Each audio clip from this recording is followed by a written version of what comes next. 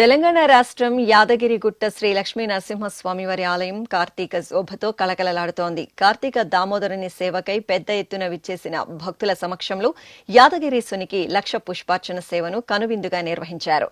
ఆలయ ప్రాంగణంలో ప్రత్యేక ఆసనంపై ఉభయ దేవేరుల సమేతంగా శ్రీ లక్ష్మీ నరసింహస్వామివారి ఉత్సవమూర్తిని శోభాయమానంగా కొలువుదీర్చిన అర్చకులు ఆగమ కైంకర్యాలతో సేవించిన అనంతరం వర్ణమయ పుష్పాలతో లక్ష పుష్పార్చన సేవను నిర్వహించారు.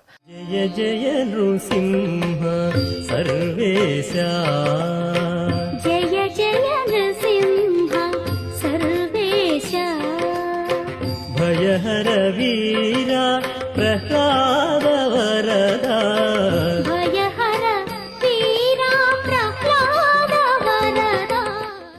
అలాగే భక్తుల కొంగు బంగారు దేవుడిగా అనుగ్రహిస్తున్న యాదాద్రి శ్రీ లక్ష్మీ నరసింహస్వామి వారికి వెండిచోడు సేవ వేడుకగా జరిగింది. కోరిన కోరికలు తీరిన భక్తులు మొక్కుగా నిర్వహించే సేవే ఈ వెండిచోడు సేవ.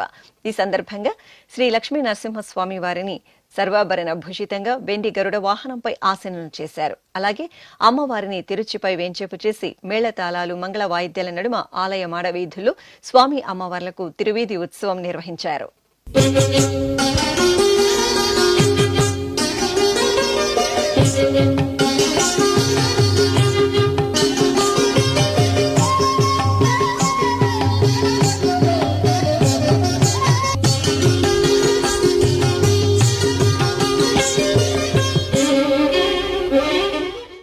లయకారుడు పరమేశ్వరుడి కాలస్వరూపమే శ్రీ కాలభైరవ అవతార విశేషం.